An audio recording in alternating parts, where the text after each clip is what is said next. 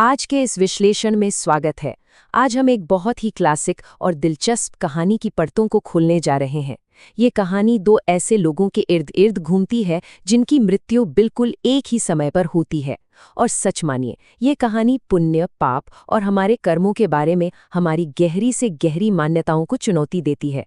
क्योंकि अक्सर हम बाहर से जो देखते हैं ना, सच्चाई उससे बहुत अलग होती है। आज हम इसी सच को बहुत करीब से समझेंगे। तो चलिए कहानी की शुरुआत में इस मुख्य रहस्य को सामने रखते हैं।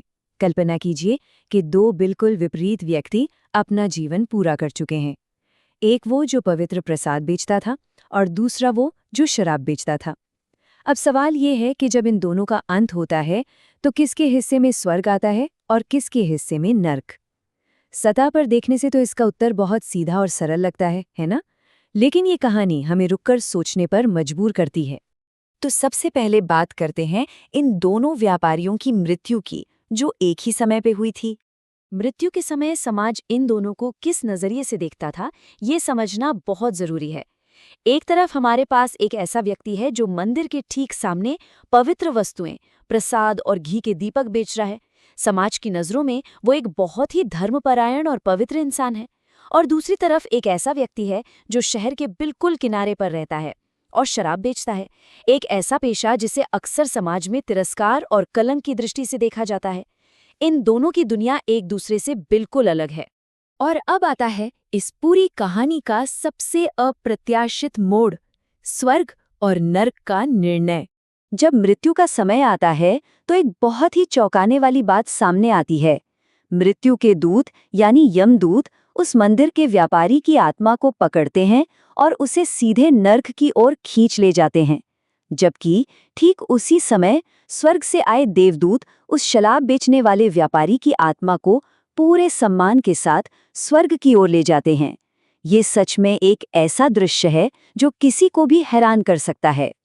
और ये चौंकाने वाला मोड़ हमें तुरंत रुकने पर मजबूर कर देता है। आखिर ऐसा क्यों हुआ? जिन मंजिलों की उम्मीद की जा रही थी वे पूरी तरह से उल्टी क्यों हो गई? क्या ब्रह्मांड का न्याय हमारे सामाजिक न्याय से बिल्कुल अलग तरीके से काम करता है? आइए इस रहस्य की तह तक पहुंचते हैं। जाहिर है इस फैसले पर सवाल तो उठने ही थे। तो चलिए चलते हैं यमराज के दरबार में, जहां ये शिकायत पहुंचती है। ये सब देखकर मंदिर का व्यापारी बिल्कुल भड़क जाता है। वो स्पष्ट रूप से अपनी आवाज उठाता है और यमराज के दरबार में जाकर सीधे जवाब मांगता है। उसका कहना है कि मेरे साथ अन्याय हुआ है। वो दावा करता है कि दूतों ने पहचान में कोई बहुत बड़ी गलती कर दी है और शराब बेचने वाले उस पापी की जगह गलती से उसे नर्क में लाया जा रहा है। लेकिन यहाँ मृत्यु के दूत पूरी तरह से शांत और तटस्थ रहते हैं। उनका सीधा सा जवाब होता है कि भाई, हम तो केवल आदेशों का पालन करने वाले कर्मचारी हैं। वो इस स्पष्टीकरण का पूरा भार परम न्यायाधीश यमराज पर डाल देते हैं। और फिर यमराज सच्चाई का पता लगाने के लिए ब्रह्मांड के मुख्य लेखाकार चित्रगुप्त की ओर मुड़ते हैं। यहीं से असली न्याय की प्रक्रिया शुरू होती है। अब यहाँ एंट्री होती है सबसे जरूरी चीज की, यानी चित्रगुप्त के प्रमाण की, जहाँ कर्म और ईमानदारी का हिसाब रखा जाता है।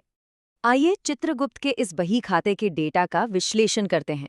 ये डेटा दोनों के जीवन के बीच के गहरे अंतर को बिल्कुल शीशे की तरह साफ कर देता है।